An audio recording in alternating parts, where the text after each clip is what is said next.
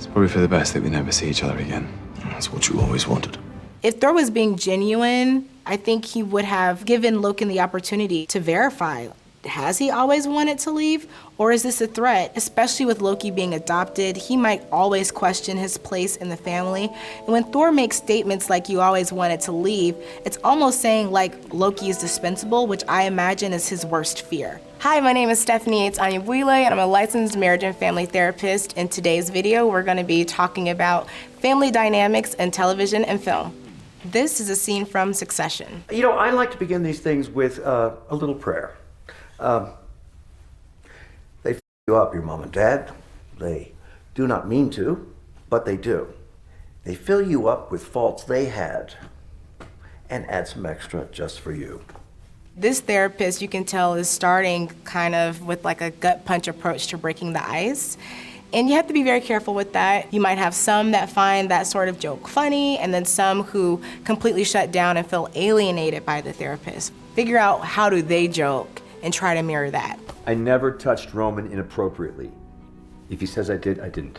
Well, glad to clear that up. He was gonna make a horrible joke, so I'm preempting. Even for being a new watcher to the show, they are showing you what their roles are in the family. The uptight one, I imagine he's probably like the oldest in the family, maybe. He felt the need to set the tone in this session and basically predict what his little brother was going to say and try to kind of stop that in its tracks before it happened. The little brother, I'm assuming he's probably the distractor of the family. He's probably the one that's gonna crack an inappropriate joke to kind of diffuse the tension. It's like the first stages of an orgy. It's like kind of exciting, but also super awkward. That is a useful and valuable role in a family, but they do normally get a lot of hate within families because it feels like you can never be serious. Even with the daughter kind of taking a step back, she gives middle child vibes, but I'm not sure because I don't watch the show. Everything I've done in my life, I've done for my children. I know I've made mistakes, but I've always tried to do the best by them. To just put a cliche statement onto years worth of hurt, I don't know if I would view that as an accountability standpoint. If he had maybe apologized, or if he was able to maybe specify areas that he regrets and maybe share a plan for how he's going to navigate that going forward, I think that's what accountability looks like. This is a scene from Thor Ragnarok. Here's the thing. I'm probably better off staying here on Sakaar. That's exactly what I was thinking. Did you just agree with me? I thought this scene was very telling of their relationship as brothers. They're constantly trying to give one another an opportunity to be a good brother. At the end of the day, you're you and I'm me. And I know maybe they're still good in you, but let's be honest, our paths diverged a long time ago. We usually only look at it from Thor's perspective, but on Loki's end, even in this elevator scene, he's giving Thor an opportunity not to view himself as the hero. It's probably for the best that we never see each other again. That's what you always wanted. Thor phrased that as a statement instead of asking a question. Whenever we're passive-aggressive or make declarative statements, we really remove the opportunity to learn more about the person we're engaging with. If Thor was being genuine, I think he would have opened that up like an open-ended question and given Loken the opportunity to verify. Has he always wanted to leave? Or is this a threat? Especially with Loki being adopted, it's almost saying like Loki is dispensable, which I imagine is his worst fear. Hey, let's get help. What? Get help. No. Come on, you love it. I hate it. It's great, it works every time. It's humiliating. Get help! Please! My brother's dying! Get help! We keep seeing the two of them giving each other chance after chance because of their shared history, and I think that's what both of them hold on to.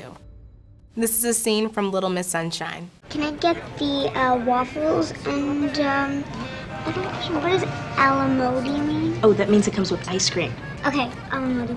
Ice cream is made from cream, which comes from cow's milk, and cream has a lot of fat in it. Richard. Those women in Miss America, are they skinny or are they fat?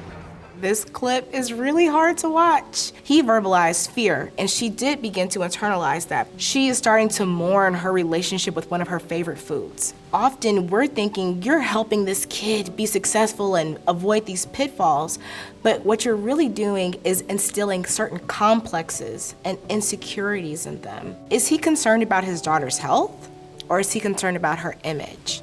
Maybe this parent is in a position where they have achieved a certain level of success and they're terrified about their lineage or legacy being disrupted with the next generation. My guess is that for this father, he probably has not exactly gotten to where he wants to be in life. He's terrified of his child experiencing the same disappointment that he feels. Always ask yourself, is this mostly about my kid, or is this mostly about me?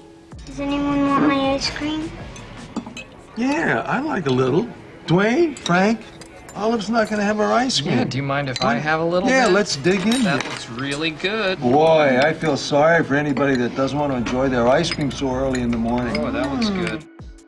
I love how the family responds to that. They actually try to model for her what it looks like to enjoy ice cream. Stop! Don't eat it all. A modeling behavior is actually one of the strongest things you can do to help show a child the best way to behave. She was really lucky to have them all around, because had it just been her and her father, she probably would have walked away never wanting to eat ice cream. This is a scene from This Is Us. Rebecca, do you have an opinion about your husband's alcoholism? Did you ever talk to your children about their father being an addict? Did you ever warn them that they would have the gene? When I watch this therapist, it is actually very painful for me. I disagree with a lot of her choices in the room. She is coming from such a hostile perspective herself that she incites the family, right? She sets the tone for this very combative, hostile environment. The first thing we have to distinguish is that this is not family therapy. This is what we would call a collateral session. Kevin has already been working with her in individual therapy. For that reason, I wouldn't even recommend having the whole family there at once, because what's gonna happen is a lot of these old triggers are reenacted. Never compare my tortured childhood with yours, Randall, because I wasn't abandoned or adopted, or I didn't have anxiety, or I'm not a genius. No, you're definitely not that, Kevin. You know what else you're not? You're not an addict, okay? The only thing that you're addicted to is attention. Memory is not fact. He is asserting his truth. These narratives that we construct about ourselves, they're really like self-preservation, because if we were to truly accept another person's narrative, a lot of times we don't really come out as the hero in those situations. If Kevin is an addict, how does that reflect back on Randall, right? It's a much easier narrative for Randall to say that Kevin is just being attention-seeking. It's a lot easier for him to maintain the resentment he's had against him for years. I'd encourage any of you who are dealing with that, don't be defensive, just be curious. And maybe, depending on the relationship, what could you do to help make their experience today be from a more healed or removed standpoint than maybe how they've been carrying it with them for all of these years? This is a scene from Inside Out. I found a junior hockey league right here in San Francisco, and get this, tryouts are tomorrow after school. What luck, right? Hockey? Uh-oh, what do we do? Guys, here, you pretend to be Joy. Won't it be great to be back out on the ice? Oh yeah, that sounds fantastic. Did you guys pick up on that? Sure did. Something's wrong. Should we ask her? Let's probe, but keep it subtle so she doesn't notice. So, how was the first day of school? She's probing us. I'm done. What a great scene to show those family dynamics, the options you have, how the wrong choice can really elevate the emotions in a conversation. School was great, all right? Is everything okay? To ask what's wrong feels like a very safe thing to do, especially with a certain tone. But a lot of people, especially when they're in a place of struggling emotionally, they don't want somebody to be able to easily read them like that. Maybe Riley's in a mood due to this move. You might want to say something like, do you miss anybody back home today? Is there anything that reminded you of home? Where you can just get that conversation going. If you can ask an open-ended question that someone is willing to answer, more than likely they're gonna lead themselves to what the problem is. If you got somebody who needs that space before they can talk about something, you have to give it to them. Even if you're that person that wants to deal with it right in the moment, if you push somebody to talk about something before they're ready, the conversation is bound to be unproductive. Just shut up! Fire! That's it. Go to your room. This is a scene from Mrs. Doubtfire. Don't you dare make me out to be the monster here, Daniel. Don't you dare. Yeah. You have all the fun and I get whatever's left over. Oh, you chose the career, Miss. I have no choices here, Daniel. I have no choices. One of the first things that was concerning was just the parents feeling comfortable arguing so intensely in front of the kids. I feel for those kids having to watch that and just be terrified about what the aftermath of that is going to be. Even when I try to do something fun, you have to do it 10 times bigger. I bring home a birthday cake and a few gifts. You bring home the goddamn San Diego Zoo and I have to clean up after. Oh, I'm sorry, but it's not toxic waste, it's a few party plates. The fun parent versus the disciplinarian, we know that's a very common dynamic within families. More often than not, it leads to resentment. Both sides struggle in those kind of situations. We usually only focus on who Sally Fields represents in this scene. The person who has to work while the other parent gets to be the fun one. But it goes the other way around as well, because what I hear from the parent who's like the fun parent is a lot of times they feel insufficient. Their self-worth is tied up in those kids liking them. That's a very unhealthy symbiotic relationship. Maybe this is something that worked for you all for a really long time.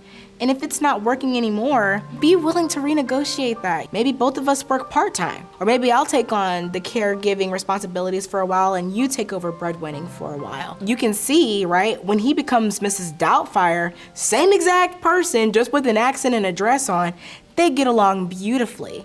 That lets you know that this is not about the kids and how they're raising the kids. This has everything to do with disappointments within the relationship. This is a scene from Schitt's Creek. We've come to the realization that we've not been very good parents. Sadly, and most of the time, we have no interest in what's going on with you. We have no idea what's, because she means no idea. We have lost touch as a family. And if we're going to get through this ordeal together, we have got to get reacquainted. This scene actually represents a great example of what emotional neglect looks like. The mother says in the clip, our lack of interest. In reality, that's what it was, right? They weren't interested in what their kids had going on. The game is 2 truths and a lie. It's true. So you've heard of it. Yeah. Okay. My eyes are brown. I am basically sample size. And one time I escaped from a Thai drug lord's car trunk by bribing him with sex. Right idea, honey, but you know what? It's got to be more challenging for everybody in the room. Aqua. You did what? Whenever we ask questions about the past, especially when it's the parent asking the child, you want to always be very clear on your intentions for knowing that information. I think sometimes we go into it just out of pure curiosity, did you have sex before marriage? But if you already know that you can't handle if the answer is yes, probably is not a good question for you to ask. Talking about the past can be important, but make sure you're ready for absolutely any answer and that you're maintaining that space for curiosity and not defensiveness. This is a scene from Addams' Family Values. Fresh air, the scent of pine. Wednesday. Look at all the other children, their freckles, their bright little eyes, their eager, friendly smiles. Healthy.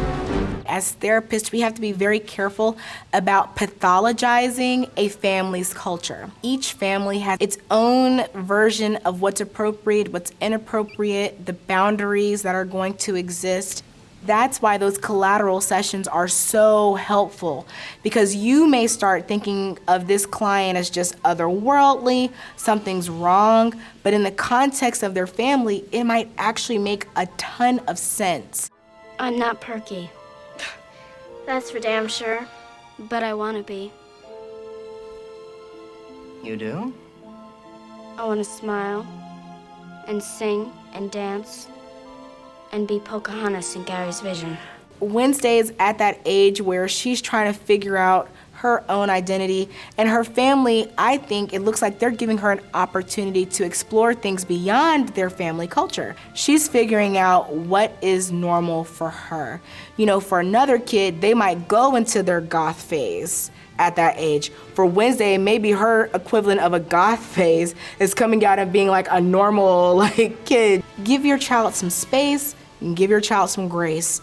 Allow them the opportunity to try things on and give them support when they need it. If you're not ready for family therapy, the tip that I can give you when engaging with people, remember to reflect back what you're hearing. Don't get so focused on defending yourself or trying to have the perfect response that you're forgetting to really be in tune and listen to what the people around you are saying to you. So that's what I love to leave you guys with today. Practice your reflection skills, and I wish you the best of luck in having conversations that are more productive and healing.